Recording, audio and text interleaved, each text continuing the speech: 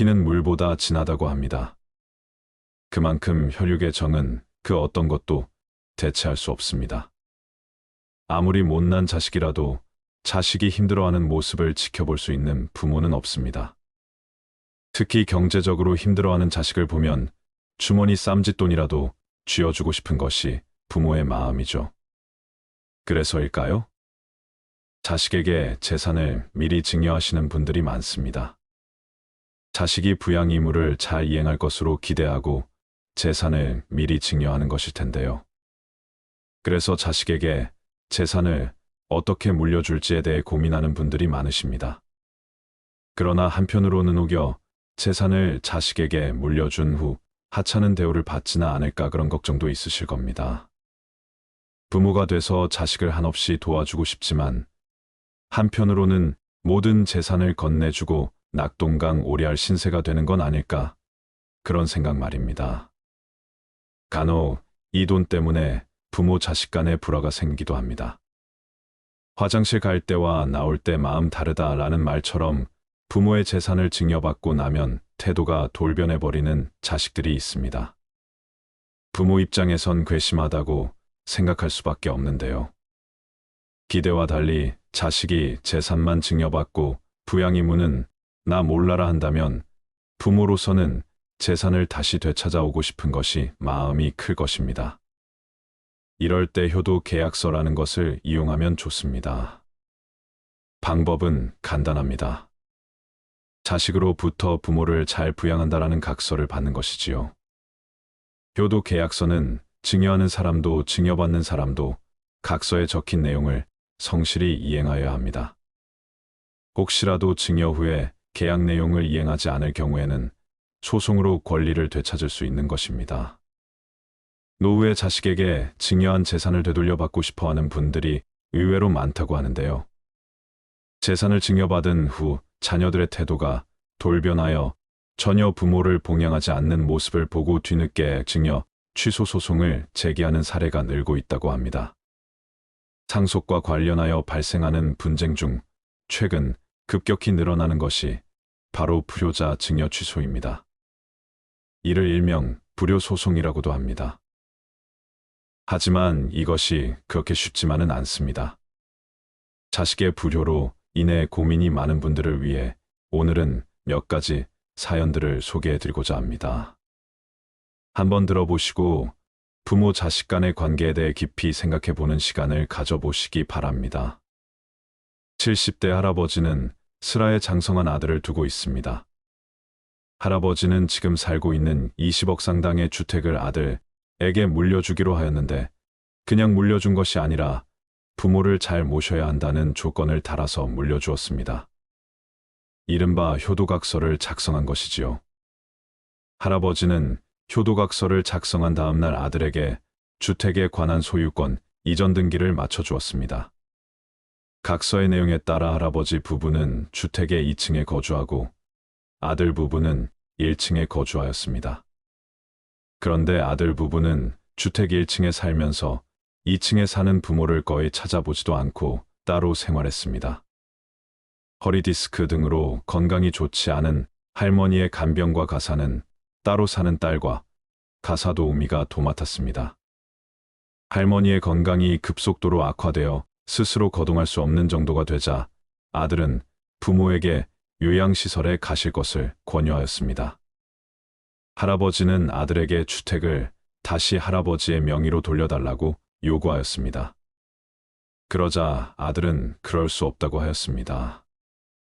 이에 할아버지는 딸의 집으로 이사한 뒤 아들이 충실히 부양하는 것을 조건으로 주택을 증여하였는데 부양 의무를 이행하지 않으므로 증여계약 해제를 원한다며 아들을 상대로 소송을 제기하였습니다. 재판부는 할아버지의 손을 들어주었습니다. 승소할 수 있었던 이유는 효도각서를 받아두었던 덕분입니다. 만약 효도각서를 받아두지 않은 채 주택을 증여했다면 결과는 어떻게 되었을까요? 다음은 반대의 사례를 소개해드리겠습니다. 한번 들어보세요. 박 씨는 30년 전 셋째 아들에게 땅을 물려주었다. 박 씨의 아내와 조상의 묘가 있는 선산이었다.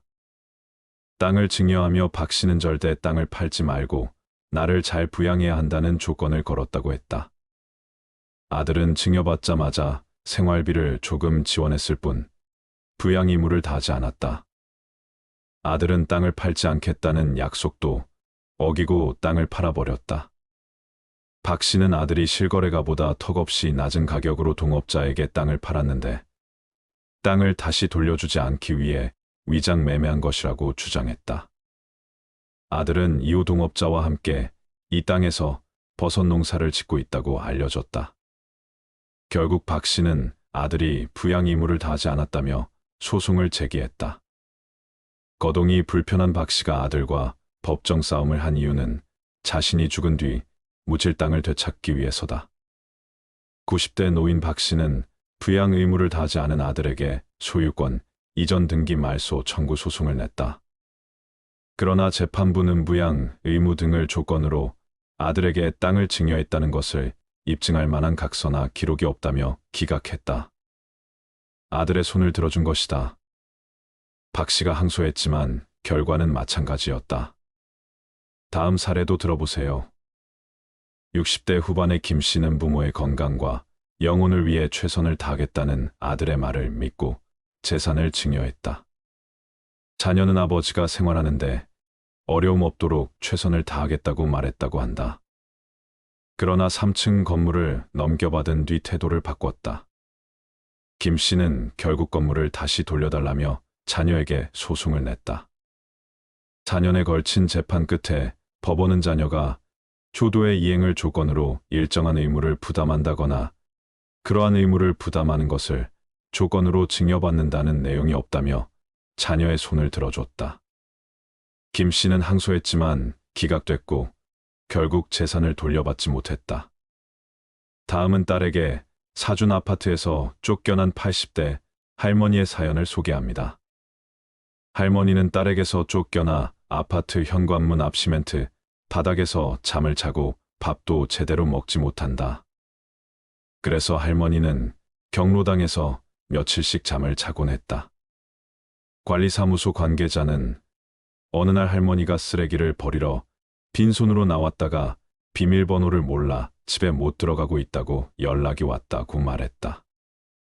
알고 보니 비밀번호가 바뀐 이 집은 할머니가 막내딸에게 사준 집으로 이곳에서 2년간 딸과 함께 생활했다고 한다.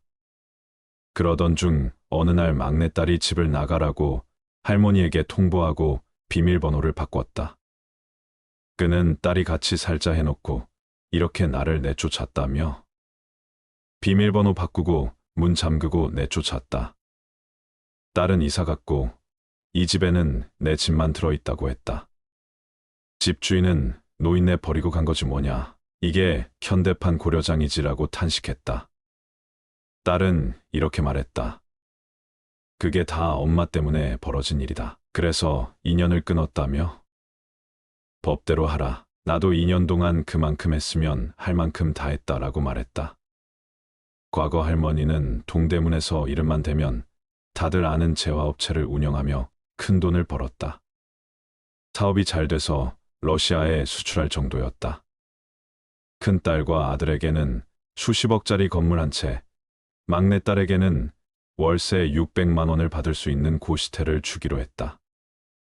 하지만 아들과 막내딸이 재산 문제로 서로 싸웠고 결국 할머니는 고시텔 소유권을 아들에게 넘겨주면서 문제가 불거졌다. 할머니는 하소연한다. 재산 다 주니까 나 몰라라 한다. 막내딸이 왜 오빠한테만 재산을 주냐고 하고 결국 그때부터 문제가 생겼다고 하소연했다. 재산을 물려주면서 아무 조치 없이 명의만 이전해줬기에 결국 아무것도 할 수 없는 처지가 된 것이다. 여러분, 현대판 고려장이라는 말 들어보셨나요? 자식으로부터 버려지는 노인들이 늘고 있다는 소식입니다. 병든 부모를 요양시설에 입원시킨 후 입원비도 안 내고 장기간 방치하는 건데요. 일부러 이렇게 하는 사람들이 적지 않다고 합니다. 그래도 부모들은 자식이 보고 싶다고 하는 걸 보면 마음이 아픕니다. 입원 초기 몇 달간의 입원비만 내고 연락이 두절돼 알아보면 전화번호와 주소마저 모두 바꿔버려 요양시설 측에서 손을 쓸 수 없는 경우가 있다고 하는데요. 경기도의 한 요양시설에서 생활해온 올해 64세의 최모 할아버지. 3년이 다 돼가지만 하나뿐인 아들은 그간 한 번도 요양원을 찾지 않았습니다.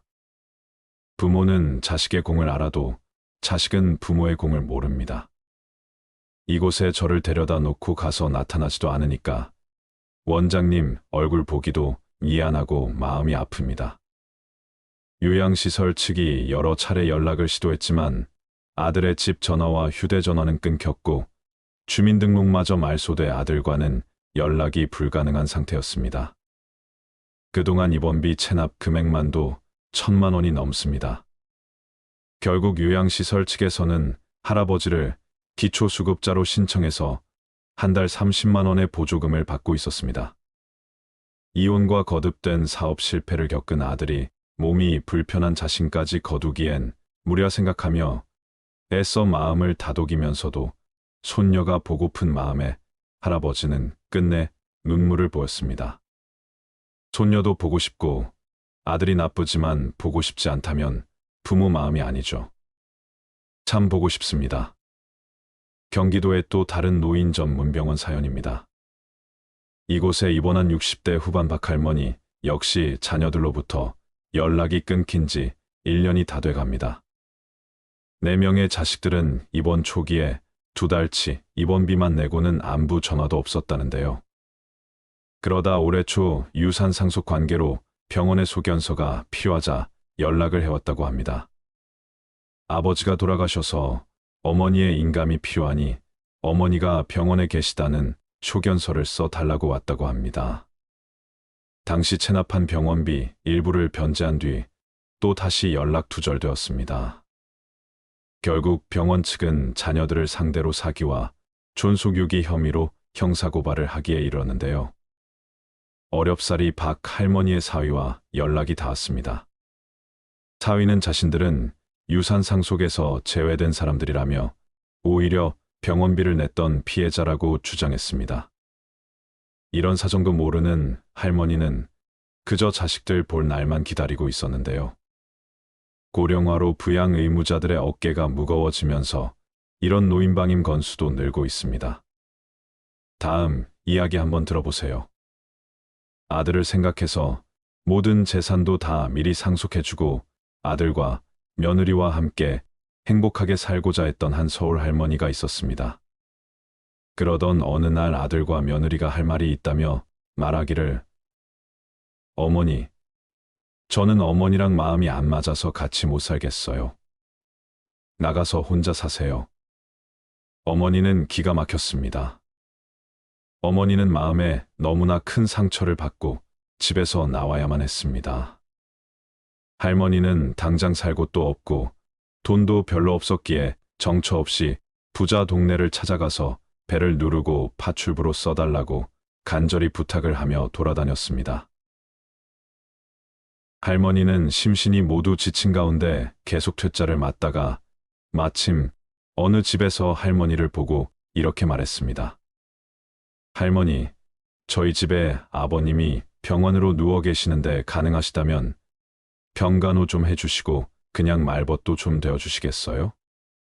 아들과 며느리에게 쫓겨나 거처와 돈이 없었던 할머니는 반가운 마음에 네, 그렇게 하겠습니다. 라고 했습니다.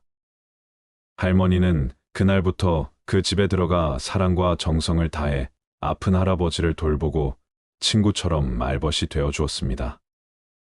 어느덧 그렇게 1년이 지나 환자 할아버지와 할머니는 서로 애틋한 감정을 느끼게 되었습니다.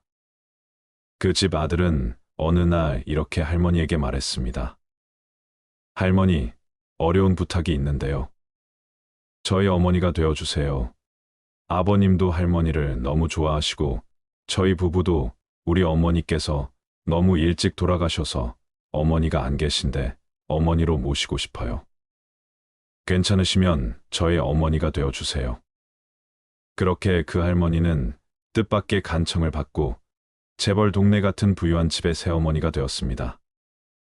어느 날 할아버지와 아들 부부와 함께 고급 승용차를 타고 밖을 나갔는데 우연히 그 할머니의 친아들인 아들과 며느리를 만났습니다. 친아들이 오랜만에 어머니를 뵈니 놀랍게도 환해진 모습을 보고 놀랐습니다. 예전 모습이 전혀 아니었습니다. 매우 럭셔리하면서도 우아한 옷과 장신구를 한 어머니, 누가 봐도 재벌집 마나님 같은 모습이었습니다. 어머니, 이게 어찌된 일이에요? 라고 묻고는 사업에 어려움을 겪게 된 아들 내외는 다시 보게 된 어머니가 부유하게 산다고 하니 이렇게 말하였습니다. 어머니, 예전에는 죄송했습니다. 다시 우리 집에 들어오셔서 사세요. 저희가 앞으로 잘 모실게요. 그러자 할머니가 말하길. 누구신지요? 나는 당신과 같은 아들과 며느리를 둔 적이 없습니다. 내 아들과 며느리는 저기 있고 내 남편도 있습니다.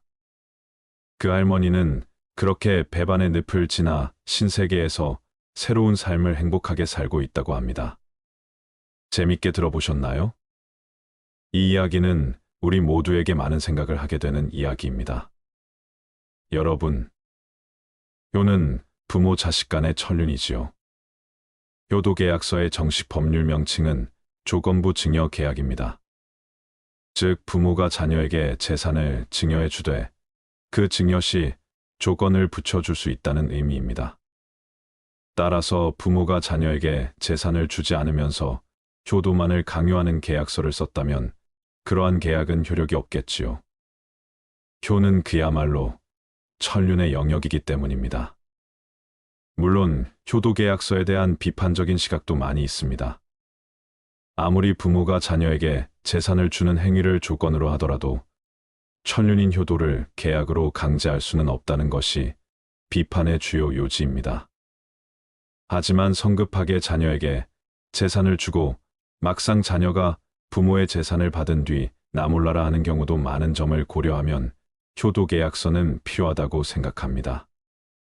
지금까지 자식의 불효로 인해 고민이 많은 분들을 위해 몇 가지 사연들을 소개해드리고 생각해보는 시간을 가져보았습니다. 도움되시기를 바랍니다. 우리 삶을 방해하는 두 가지 요소가 있다. 하나는 어느 것도 끝내지 않는 것이요. 다른 하나는 어느 것도 시작하지 않는 것이다. 남을 부러워하거나 질투하지 마라. 경계하지도 마라. 오로지 최상의 자신을 만들어가는 것에만 몰두하라. 다른 사람이 무엇을 하건 상관하지 말라. 오직 자신이 무엇을 하고 무엇을 하지 말아야 할지 자신의 일에 대해서만 집중하여 생각하라. 스스로의 마음을 다스려 온전히 한 곳으로 집중할 수 있다면 그 어떤 일이든 모두 해결할 수 있다. 남을 위해서가 아니라 너 자신의 행복을 위해 선을 베풀어라. 신의 지혜를 선물로 받아라. 내 눈과 마음을 새롭게 하여 선을 베푸는 그 자체에서 기쁨을 누리는 가장 행복한 사람이 되라. 모든 것은 마음가짐에 따라 이루어진다. 사악한 마음으로 말하거나 행동하면 괴로움은 그 사람을 따라다닌다. 반대로 깨끗한 마음으로 말하거나 행동하면 행복과 보람이 그 사람을 따라다닐 것이다. 부처님 말씀을 토대로 노년의 행복을 위하여 몸과 마음의 건강을 지키는 방법 6가지를 말씀드리겠습니다. 첫 번째, 노후에는 적게 먹어라. 음식이 아무리 맛이 있더라도 제 양을 초과하여 먹어서는 안 된다. 오직 기력을 도와 몸을 이롭게 하는 데에서 그칠 줄 알아야 한다. 수행자는 음식을 탐닉해서는 안 된다. 사람은 누구나 자신에게 부여된 음식의 양과 수명이 있다. 그러므로 자기의 몫이 아닌 음식과 수명을 탐내서는 안 된다. 탐한다 해서 자기의 몫이 아닌 것이 더 오지는 않는다. 음식을 탐하면 수명이 짧아진다. 자기 식복이 정해져 있기 때문이다. 음식에 대한 탐심을 많이 내어 이번 생 자신의 식복을 넘어서면 현생에 더 먹을 복이 없어지기 때문에 수명이 다할 수밖에 없는 것이다. 과식을 하면 복력 또한 소멸한다. 과식을 하는데도 오래 산다면 그 사람은 삶이 불행해지기 쉽다. 식복이 없는데 많이 먹으니 다른 폭력들이 식복을 대체하여 폭력이 줄어들다 보니 불행해진다는 것이다. 음식물 섭취를 줄이면 삶의 진행 과정을 늦출 수 있고 금욕으로 신체의 번식 전략을 생존 전략으로 전환시키면 장수할 수 있다는 것이다. 음식물 섭취를 줄이면 2배에서 4배까지 수명이 증가한다고 한다. 이후야 어찌되었든 과식은 수행자에게 여러모로 도움이 되지 않는다. 과식은 정신을 혼란하게 만들며 온갖 욕구와 번뇌를 불러일으키고 고요한 선정에 이르지 못하게 한다. 소식을 하면 몸도 마음도 경쾌하고 가벼워 쉽게 선정과 지혜를 얻을 수 있다. 2번째, 술을 멀리하라. 술을 많이 마시면 몸과 마음이 가난해진다. 그러면서도 재물을 가벼이 여기고 사치를 좋아하여 집안을 망쳐 온갖 화를 부르게 된다. 또한 남들과 노름을 즐기고 다른 여색을 엿보게 된다. 술은 온갖 환난의 근본이요 재앙의 근원이다. 술은 독 중의 독이요 병 중에서도 고질병이다. 술은 날카로운 도끼 같아 착한 마음을 손상시키고 괴로움을 부른다. 술을 좋아하는 자는 부끄러움도 몰라 남의 경멸을 받게 된다. 그러므 술을 마실 때는 언제나 절제하는 마음을 가져야 한다. 술은 지혜의 종자를 끊고 어리석음의 결과를 불러온다고 한다. 사람의 정신을 휩쓸고 가는 것은 술만한 것이 없다. 술이야말로 재앙의 근원이고 환난의 근본이다. 과도한 술은 착한 마음을 손상시키고 괴로움을 부르며 경멸을 받게 된다. 술을 마실 때는 언제나 절제하는 마음을 가져야 한다. 사실 술 그 자체는 선도 악도 아니고 좋고 나쁠 것도 없다. 술이라는 것 자체에 어떤 좋거나 나쁜 변하지 않는 성품이 있는 것이 아니다. 그러니 술을 먹는 행위 그 자체를 가지고 좋거나 나쁘다고 단정 지을 수는 없는 것이다. 문제는 술에 있지 않고 사람에 있다. 잘못이 있다면 술 자체가 잘못이 아니라 그 술을 먹는 사람에게 있는 것이다. 술을 먹고 정신을 잃어버리거나 취한 정신으로 온갖 악행을 한다면 그것은 술이라는 경계에 휘둘리는 것이다. 술이라는 것도 하나의 경계에 불과하다. 경계의 그 자체는 언제나 좋고 나쁜 것이 아니다. 다만 경계를 받아들이는 사람에게 허물이 있을 뿐 술이라는 경계에 휘둘리지 않고 내 스스로 술이라는 대상의 마음을 빼앗기지 않으며 스스로 절제하고 다스릴 줄 아는 사람에게 술은 나쁜 것이라고 할 수 없다. 한두 잔의 술로서 인간관계를 가꾸어가며 술이라는 도구로서 삶의 윤활유로 삼을 수도 있지만 자칫 잘못하면 술이 인간을 망치는 도구가 될 수도 있는 것이다. 내 중심을 잡고 내 안의 주인공이 나를 이끌고 가야지 술이라는 경계가 나를 이끌고 가게 해서는 안 된다. 술이라는 경계에 휘둘리지 말라. 절제하며 게으르지 마라. 생활의 즐거움만을 쫓아 구하고 모든 감관을 보호하지 않으며 마음의 정도가 없고 겁이 많으면 악마는 마침내 그을 뒤엎는다.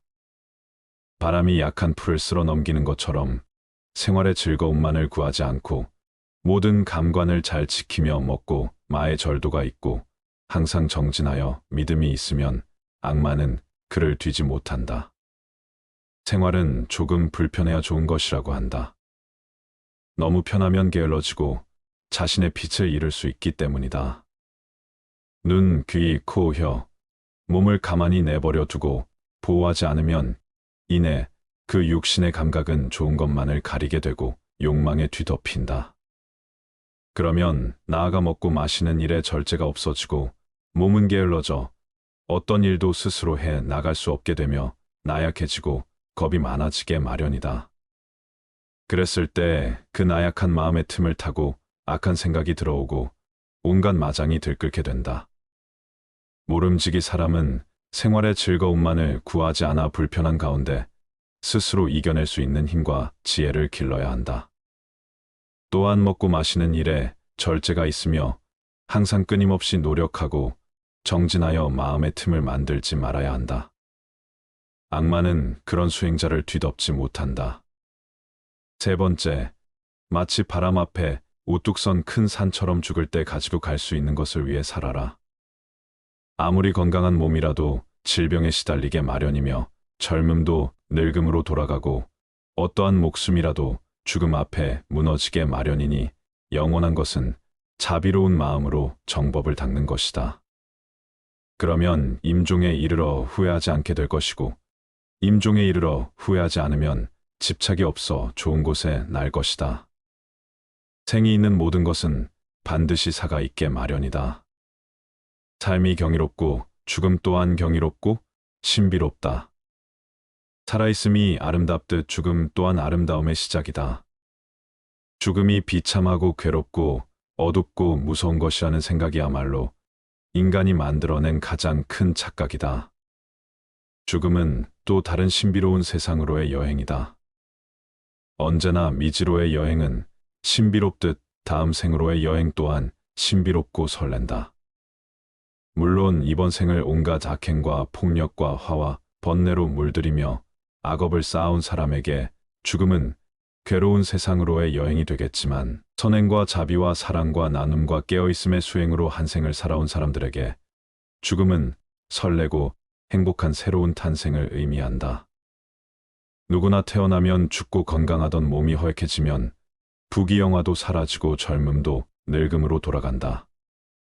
그러나 육신이 죽더라도 업력과 폭력과 수행력은 다음 생에 또 다른 새로운 나를 형성시켜 갈 것이다. 선업을 짓고 자비로서 복을 짓고 깨어있음에 수행을 행한 이는 임종에 이르러 후회하지 않을 것이고 후회가 없고 집착이 없는 이는 반드시 좋은 곳에 날 것이다. 죽음을 준비하는 것은 곧 삶을 어떻게 살아갈 것인가를 준비하는 것이다. 웰다잉이 곧 웰빙의 바탕이다. 지금 이 순간 임종이 닥친다면 후회가 없을 것인가? 업과 복과 수행 앞에서 부끄럽지 않을 수 있겠는가? 죽고 나서 가지고 갈 수 없는 것들의 목숨을 거는 어리석은 삶을 그만두라. 죽고 나서 가지고 갈 수 있는 것들이야말로 참되다. 죽음에 이르렀을 때에도 생사의 분별에 집착하지 않으면 평생을 쌓아온 업장이라 소멸할 수 있다. 일생을 수행했을 임종에 이르러 생사에 집착하면 그 수행은 물거품이 되고 오히려 마귀의 포로가 되고 만다. 지금이라도 본래 마음을 깨달으면 다시 번뇌에 물들지 않는다. 하루 중에도 잠자리에 들기 직전이 중요하다. 시끄러운 TV, 소음에 시달리다 잠에 들면 잠든 내내 소음이 꿈속까지 뒤따라와서 정신을 뒤흔들어 놓지만 잠들기 직전 고요함 속에서 잠에 들면 밤새 고요함이 지켜진다. 가만히 잠들기 직전 무슨 생각을 하다 잠이 들었는지, 그리고 그 생각들과 꿈에는 어떤 연관이 있었는지를 떠올려 보라. 잠들기 직전의 생각이 온통 꿈속까지 휘젓고 다니며 단점을 방해하고 있음을 알아차리는 데는 그리 많은 노력이 필요하지 않다. 하루 중에 이처럼 잠드는 순간이 중요하듯 일평생 가운데는 죽는 순간이 중요하다. 아무리 일평생 수행을 잘했다 하더라도 죽는 순간 생에 집착하여 미련을 못 버린다면 그간의 모든 수행은 물거품이 되고 오히려 마귀의 포로가 되어 헤매고 말지만 죽음에 이르러 생에 집착하지 않고 냉철한 깨어있음으로 죽음의 순간을 지켜본다면 일평생의 수행을 뛰어넘는 결과를 얻을 수도 있다. 죽는 순간 생사에 집착해 자유롭기 위해 사는 순간에도 끊임없이 생사의 집착을 놓아버리는 공부를 하는 것이다. 하루하루의 삶이 깨어있으며 집착을 버리고 욕망을 거스르며 온갖 번뇌를 놓아가는 쪽으로 비움과 수행의 삶을 사는 사람에게 죽음은 삶의 연장이다. 삶의 순간순간을 어떤 방식으로 살았느냐에 따라 죽는 순간을 어떻게 대처하느냐가 결정되어지기 때문이다. 올바른 웰빙이란 웰다잉과 다르지 않다. 웰다잉을 위해 죽는 순간에 공부를 위해 사는 순간 생사에 집착 없이 올바로 죽는 연습을 하는 것이다. 생사를 비롯한 양극단의 모든 분별을 죽이는 것이야말로 참말로 잘 죽는 웰 다행이다. 네 번째, 더 이상 애쓰면서 살지 마라. 부모에게 받은 이 몸은 마치 시방의 허공을 입으로 불면 미진의 티끌이 있는 듯 없는 듯함 같으며 맑은 큰 바다에 거품이 흘러가면서 생겼다가 사라졌다함과 같다.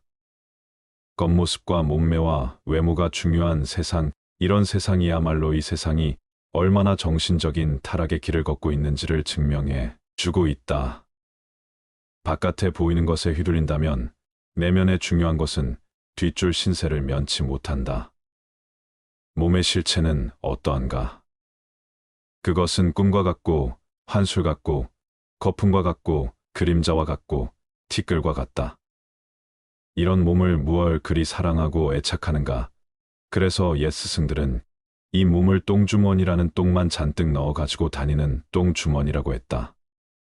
똥주머니를 위해 무얼 그리 치장하고 내세우며 어여삐 여기는가? 몸 안에 온갖 내장이 기관들 똥오줌을 다 끄집어내 보면 얼마나 더럽고 흉측한 것인가? 그걸 다만 이 하얀 살결에 포장한 것에 지나지 않을 뿐이다.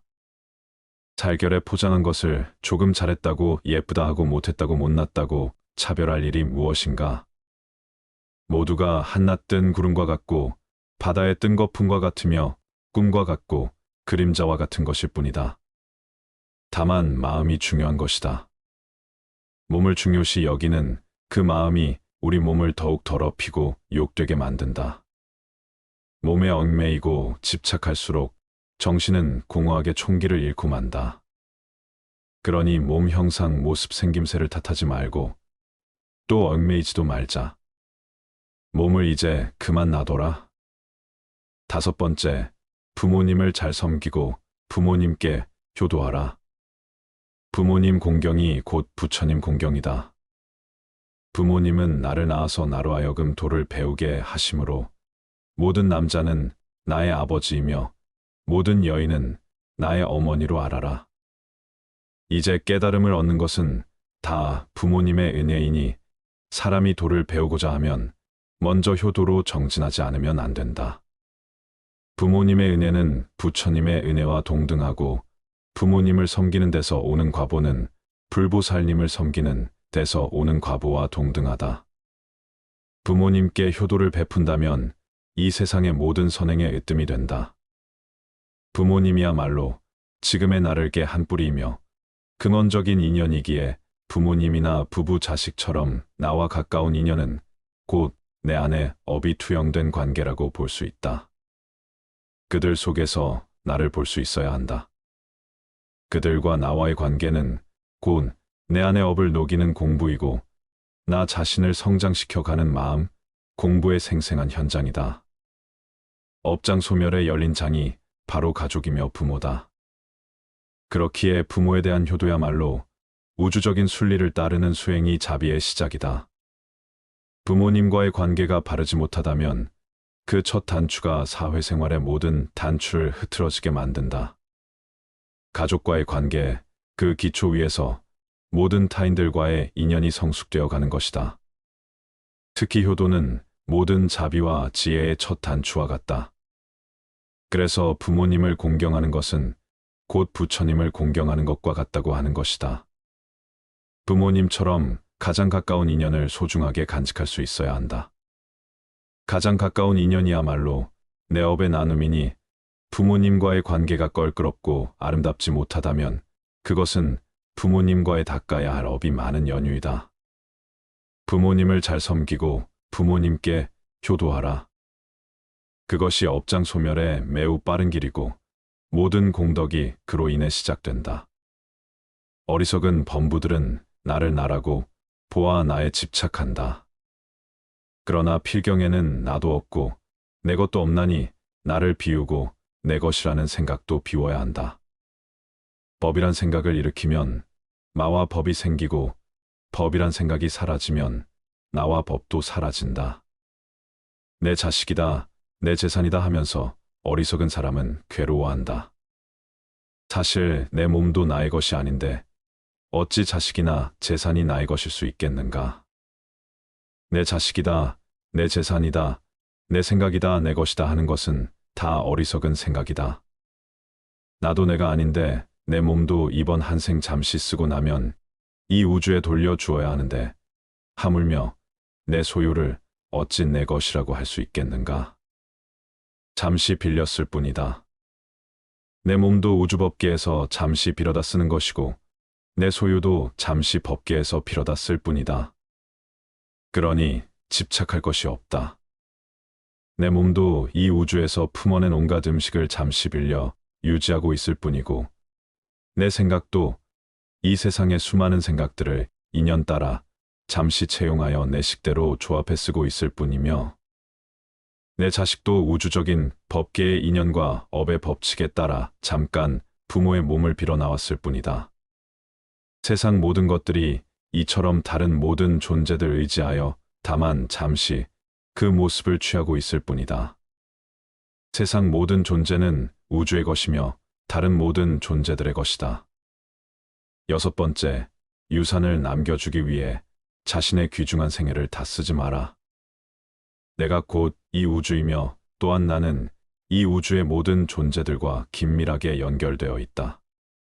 그러니 어찌 내가 누구를 가지고 내가 무엇을 집착하고 누가 무엇을 소유할 수 있겠는가? 온 우주는 전체에 의해 존재하며 전체에 의해 소유되고 있는 것이다. 그런 신성한 우주적인 것에 내 것이라는 울타리를 치면서부터 우리는 우주로부터 진리로부터 외면받고 있다. 내 것이란 울타리를 걷어내면 모든 것이 그대로 있을 곳에 있고 제자리를 찾는다. 내 것을 만들면 세계가 나뉘어 시끄럽지만 내 것을 걷어내면 세계도 나도 나뉘지 않아 고요하다. 유산을 남겨주기 위해 자신의 귀중한 생애를 다 쓰지 마라. 많은 사람들이 재물을 얻는데 더 많은 힘을 기울인다. 우리들 이웃을 보면 저마다 돈벌이에 바빠서 개미처럼 동으로 뛰고 서로 뛰고 급하게 서두르고 악착 같다.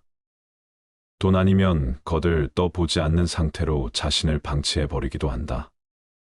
사람들은 돈을 벌면 대부분 쌓아두거나 모은 돈을 통해서 더 큰 돈을 벌 생각을 한다. 그리고 그렇게 힘들게 번 돈조차 기꺼이 써버리고 만다. 다행히 어떤 사람이 생애를 무사히 마칠 때까지 별탈 없이 돈을 엄청나게 벌었다 치자 그동안 그가 땀을 쓴 보람으로 남은 것은 단지 황금 덩어리일 뿐 이제 귀중한 세월은 다 써버리고 말았다. 남은 그 황금 덩어리를 남에게 물려줄 일만 남은 것이다. 그런 생애가 혹시 남 보기에는 호화롭고 멋지게 보일지 모르지만 그는 사실상 인생을 잃기 위해 돈을 벌었으며 남에게 빼앗기기 위해 돈을 번 것이나 마찬가지다. 돈을 벌어서 써보지도 못하고 유산으로 남겨주기 위해 귀중한 인생을 낭비했다. 그는 참으로 허망한 일을 했으며 잊힌 생애를 살았다고 말할 수밖에 없다. 평생을 의식주의 호화호식 위에 악전고투를 하며 사는 것처럼 어리석은 일은 없다. 더구나 대체로 대한 유산을 물려받은 사람들은 순식간에 재산을 탕진하는 일들을 주위에서 흔히 보아왔다. 그렇다면 그는 자신의 인생도 돈을 위해 망치고 유산을 물려준 자녀까지 망치는 일을 자행해온 셈이 된다. 명예는 보배롭고 명성은 탐나는 것이지만 그것은 소수의 비범한 자에게만 허용되는 왕관이다. 그리고 그것은 돈으로도 살 수 없는 값진 것이다. 그러나 사람들은 명예의 월계관보다 재물을 더 선택하고 있다. 과연 돈이 많으면 남들이 떠받들 것이다라는 말이 사실이며 그것이 과연 행복을 가져다 줄 것인지는 의문이다. 모두가 그토록 바라던 순간은 바로 지금이다. 비록 100년을 살지라도 마음이 어리석다면 고요한 마음으로 하루를 사는 것만 못하다. 비록 100년을 산다고 하더라도 마음이 어리석고 탐욕스럽고 성냄을 일으킨다면 차라리 고요하게 그 마음을 비추며 한순간을 보내는 것보다 못하다. 살면서 탐내고 어리석음을 지으면 그것이 다 번뇌가 되고 업이 되어 윤회의 수레바퀴만 더욱 길어지게 만들 뿐이지만 고요하게 그 마음 비추며 한순간을 보낸다면 억겁의 윤회를 쉬게 할 것이기 때문이다. 한순간을 살더라도 고요한 마음으로 마음을 비추며 영상 속에서 산다면 어리석은 마음으로 100년 1000년을 사는 것에 비할 수 없는 공덕이 생긴다. 어리석은 세월은 날이 갈수록 업장만 늘리게 되지만 고요한 한순간의 명상은 업을 소멸하고 지혜를 움트게 한다. 시간이란 환상일 뿐이다. 아무리 오랜 시간일지라도 단 한순간의 평화와 맞바꿀 수 없다. 지금은 바쁘고 정신이 없으니 나중에 기도하겠다는 사람, 지금은 삶이 버거우니 노후가 되어 조용할 때 수행하겠다는 사람, 지금은 돈이 많지 않으니 훗날 돈을 많이 벌게 되면 그때 가서 보시하겠다는 사람, 그들은 100년 1000년보다도 더 소중한 지금 이 순간이라는 인생의 클라이막스를 놓치고 있는 것이다. 지금 행하지 않으면 더 이상 시간은 없다. 지금까지 우리는 100년 1000년을 뒤로 미루며 지금까지 오지 않았는가? 그렇게 찾아오던 최상의 때는 바로 지금이며 최고의 장소는 바로 여기이다. 수행에서는 한순간도 버릴 것이 없다. 한순간이라도 마음을 고요히 하고 비추어 보라. 찬란한 지금 이 순간을. 부처님 말씀을 토대로 노년의 행복을 위하여 몸과 마음의 건강을 지키는 방법을 말씀드렸습니다. 우리는 살며 나이를 먹어갑니다. 어릴 때부터 어른이 되기 위해 배워야 할 것들을 배우고 경험을 통해 성숙해가며 세상을 더 잘 이해하게 됩니다. 그러나 나이를 먹으며 우리는 얻어야 할 것뿐만 아니라 버려야 할 것도 생각해야 합니다. 나이를 먹어가며 얻어야 할 것뿐만 아니라 버려야 할 것에도 집중하는 것은 더 풍요로운, 행복하고 만족스러운 삶을 살기 위한 핵심입니다. 과거의 짐을 버리고 긍정적인 관점을 채택하며 관계를 중요시하고 배우며 발전하며 감사하며 충실하면 나이가 들어도 우리는 풍요로운 삶을 즐길 수 있을 것입니다. 이것이 나이를 먹어가며 얻어야 할 것과 버려야 할 것에 집중해야 하는 이유입니다. 오늘은 인생 후반기 삶이 심플해지기 위해서는 어떤 습관을 버려야 할지 알려드리겠습니다. 인생 후반기 사물에 대한 집착을 버리고 주변을 정리하면 말끔한 기분의 일상생활이 더 자유로운 기분으로 하루하루를 행복하게 살아갈 수 있을 것입니다. 우리의 행복은 물질로 채워지는 것이 아니라 정신적 평안과 안정에 있기 때문입니다. 은퇴를 하고 인생 후반기에는 이런 불필요한 것들 버리기를 실천해서 좀 더 삶을 가볍고 여유로운 마음으로 살아갈 필요가 있습니다. 불필요한 것을 버리는 생활이란 단지 물건을 버리는 것만이 아니고 살아가면서 자신의 몸에 배어버린 안 좋은 습관들을 하나씩 버려 없애는 의미도 포함됩니다. 먼저 과거의 무거운 짐을 버려야 합니다. 나이가 들면서 우리는 과거의 경험과 기억을 더 많이 갖게 됩니다. 이것은 양면성을 지닌 것입니다. 어떤 경험은 우리에게 지혜와 성숙함을 가르쳐 줍니다. 그러나 불행히도 어떤 사람들은 과거의 실수나 상처를 너무 오래 기억하고 끌어올려 자신을 괴롭히는 경향이 있습니다.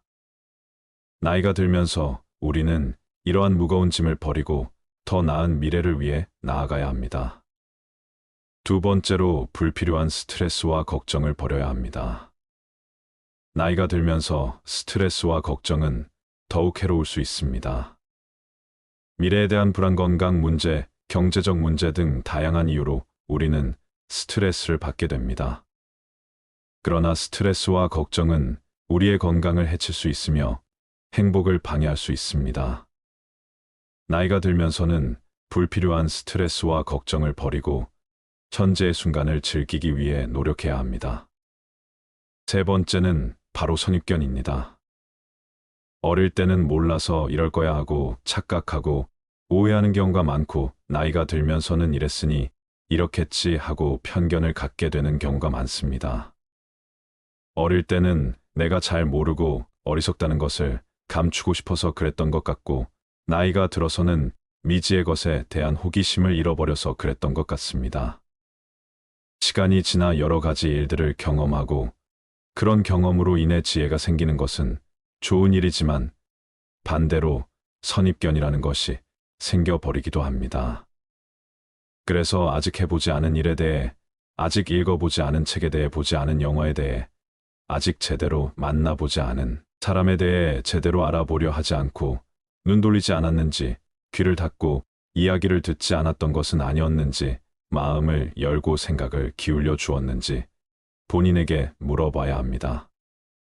모르면서 아는 척하는 것이 꼴볼견인 것만큼 선입견으로 일이 이럴 거야 하고 판단해버리는 것도 꼴볼견입니다. 물론 해보고 읽어보고 만나보고 들어보고 그 다음에 판단을 내리는 것은 괜찮습니다. 인생을 살면서 쓸데없다고까지는 할 수 없어도 그다지 꼭 필요하지 않은 것들에 너무 많은 시간과 물질 에너지를 낭비하고 살고 있다는 생각이 들 때가 있습니다. 우선 큰 집과 자동차 집안을 꽉 채우고 있는 수많은 가구나 옷, 기타 각종 물건들과 그리고 온갖 사람들과의 관계 때문에 생기는 행사나 만남들, 이로 인한 형식적 체면 지뢰 때문에 많은 시간과 돈을 쓰게 됩니다. 나이가 들면서 우리는 지금까지의 삶에 감사하고 충실해야 합니다. 우리의 경험과 노력에 대한 감사의 마음을 가지고 더 나은 미래를 향해 나아가야 합니다. 또한 가족과 친구들에 대한 감사의 마음을 표현하고 나누는 것도 중요합니다. 나이를 먹어가며 얻어야 할 것뿐만 아니라 버려야 할 것에도 집중하는 것은 더 풍요로운 행복하고 만족스러운 삶을 살기 위한 핵심입니다. 긍정적인 관점을 채택하며 관계를 중요시하고 배우며 발전하며 감사하며 충실하면 나이가 들어도 우리는 풍요로운 삶을 즐길 수 있을 것입니다. 이것이 나이를 먹어가며 얻어야 할 것과 버려야 할 것에 집중해야 하는 이유입니다. 나이가 들면 들수록 물건의 사용 여부와 상관없이 버리지 못하고 모아두는 습관이 생깁니다. 여러 원인이 있지만 인지기능 저하가 주요 원인으로 꼽힙니다. 사람은 나이가 들면 서서히 인지 기능이 떨어지는데 실제 저장강박증이 있는 자도 젊은 층보다는 노인에게서 많다고 합니다. 오래된 신문 잡지책 옷을 버리지 못하는 것에서부터 심하면 실내가 쓰레기로 가득 찬 상태로 내버려 두기도 합니다. 인구 중 2에서 5% 나타날 정도로 흔한데 환자는 젊은 층보다 노인에게서 2배 정도 많다는 연구 결과가 있습니다. 하지만 이러한 물건들은 생활 속에서 무심코 사용하다가 건강에 악영향을 주는 것들이 있습니다.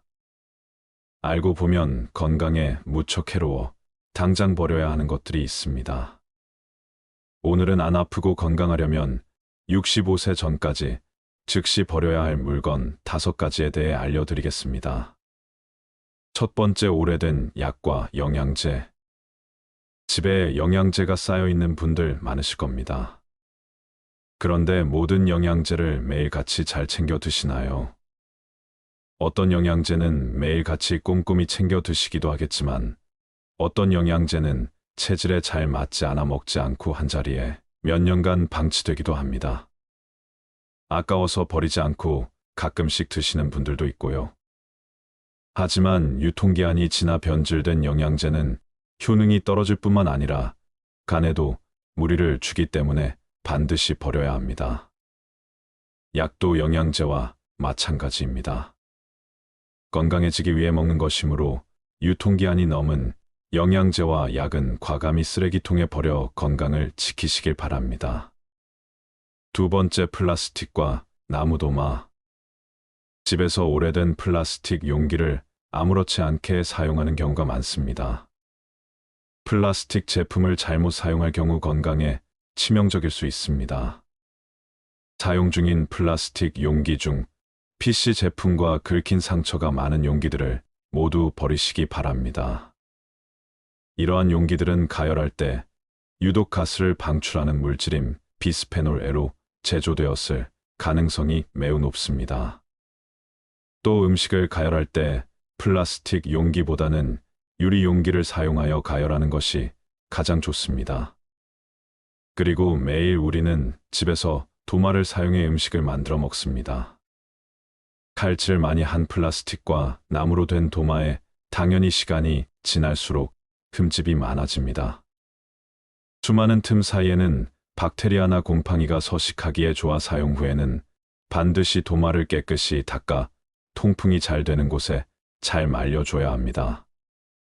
음식은 우리의 입을 통해 몸 안으로 들어가므로 위생적인 조리 도구를 이용하는 것이 무엇보다 중요합니다.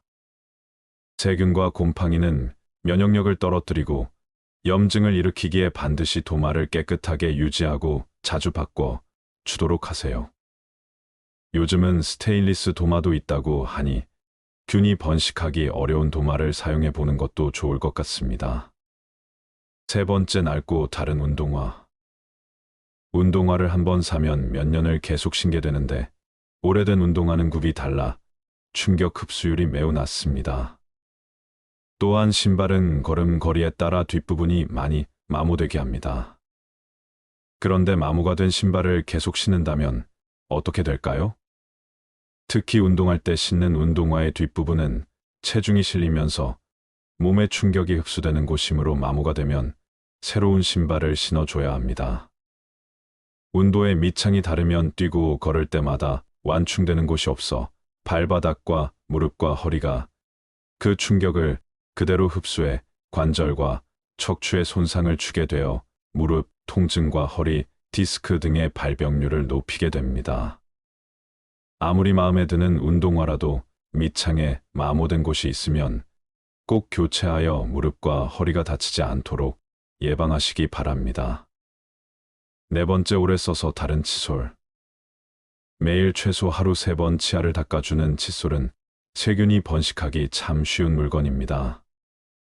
더군다나 입안 닦기 때문에 각질층이 없는 점막에 바로 세균이 침투하기 쉬워 각별히 깨끗하게 관리해야 합니다.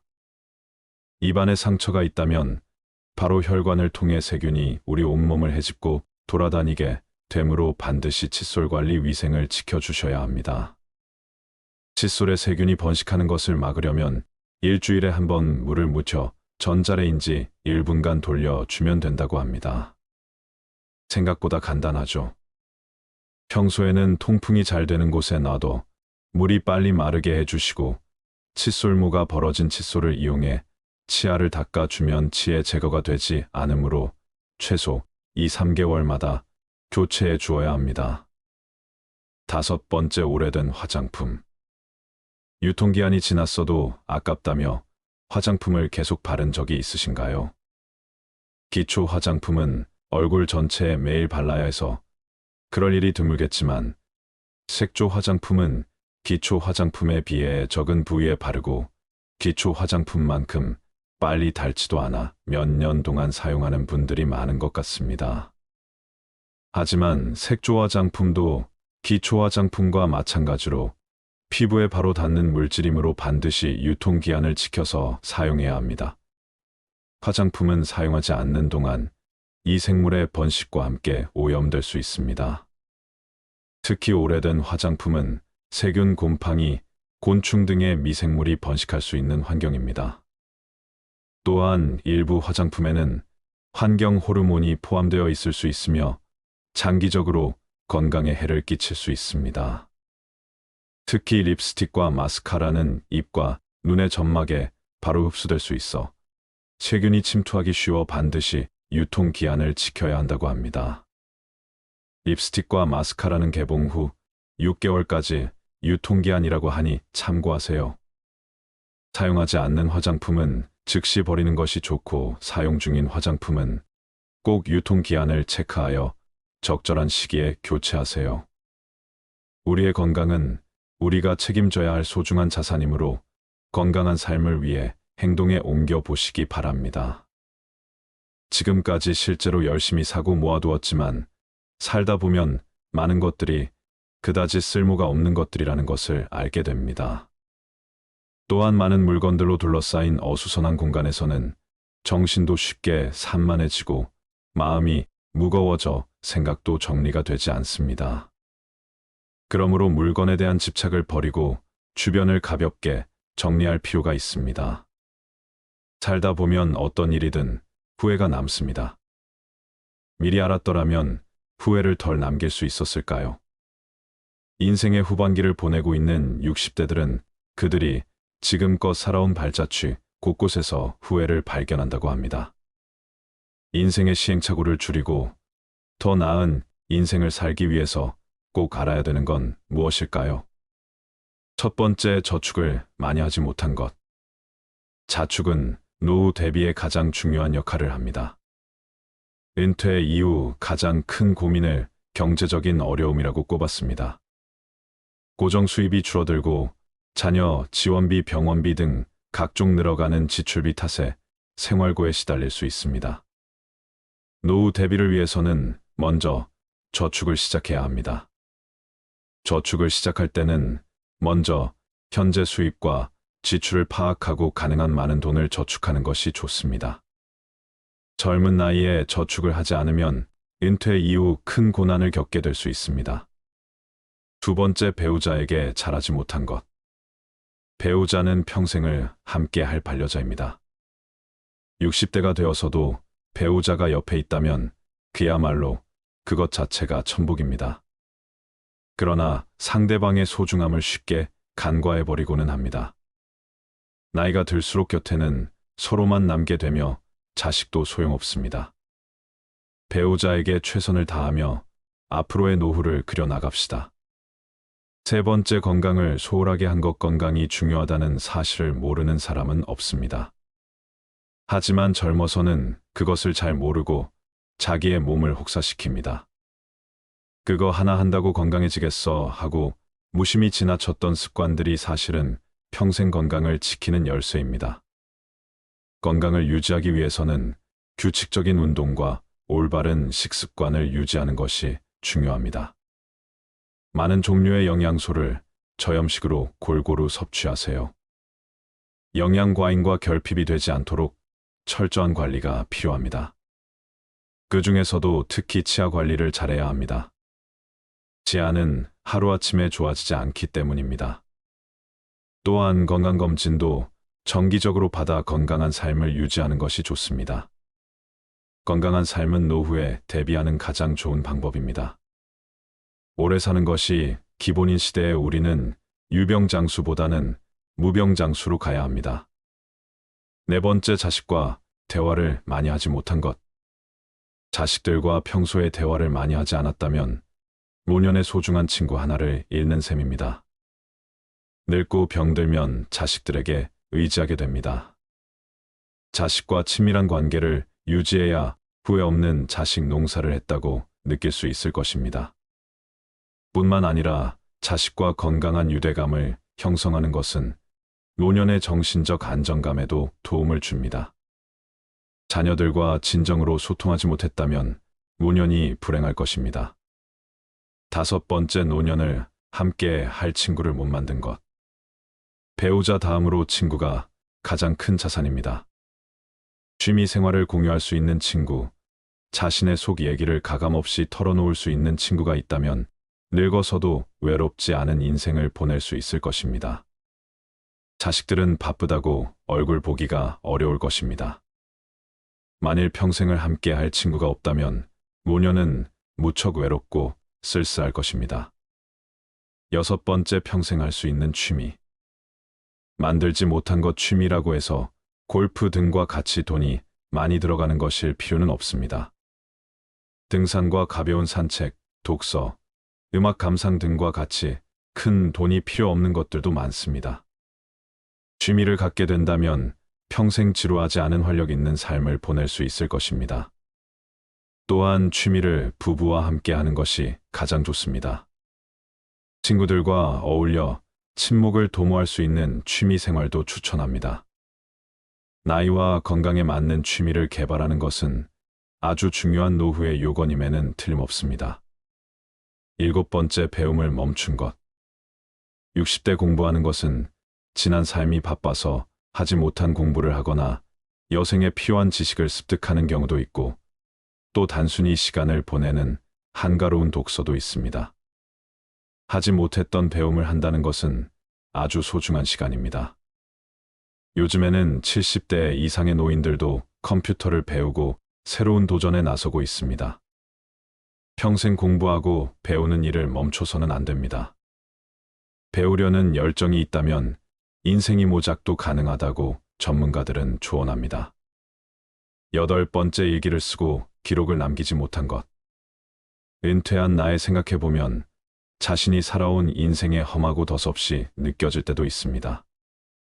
그럴 때 평생 자신이 걸어온 발자취를 돌아보고 정리하는 것이 필요합니다. 그렇게 하기 위해서는 젊어서부터 기록을 남기는 습관이 필요합니다.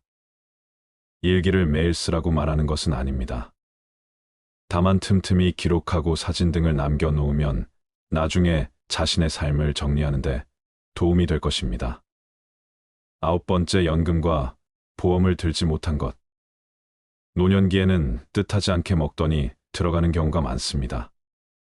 대부분 건강과 관련된 비용입니다. 60년대생들이나 그 이전에 태어난 사람들에게는 노후 준비에 대한 접근, 방식이 현대의 젊은 세대와는 다르게 해야 한다는 건데, 노후 준비 시간이 상대적으로 적다는 점을 감안하여 고령자를 위한 특화된 투자 상품을 찾아볼 필요가 있습니다. 예를 들어 안정적인 수익률을 제공하는 연금, 상품이나 투자 상품 등을 활용할 수 있습니다. 또한 투자에 대한 전문적인 조언을 받기 위해 금융 전문가의 도움을 청하는 것도 좋은 방법입니다. 노후 준비는 재무적인 준비뿐만 아니라 건강 상태를 유지하는 것도 중요합니다. 이는 의료비 부담을 줄이는데 도움이 될 뿐만 아니라 더 나은 삶의 질을 유지하는 데도 기여합니다. 한 살이라도 어릴 때부터 경제와 재테크에 관심을 갖는 게 중요한데, 이제는 선택이 아닌 필수인 시대인 것 같습니다. 이러한 돈을 아깝다고 생각하기보다 준비를 한다고 생각해야 합니다.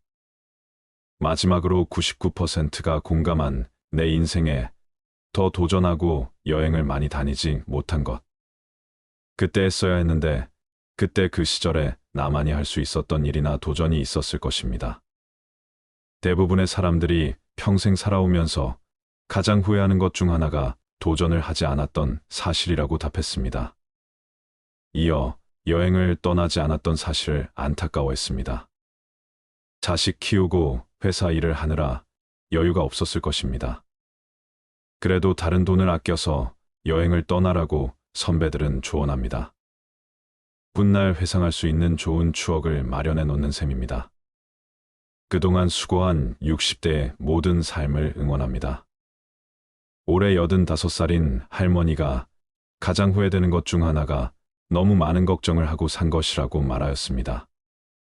할머니는 이렇게 말씀을 하셨다고 합니다. 걱정하지 마. 그냥 내가 걱정한다고 못 사는 자식이 잘 사는 것도 아니고, 내가 걱정한다고 병이 낫는 것도 아니야.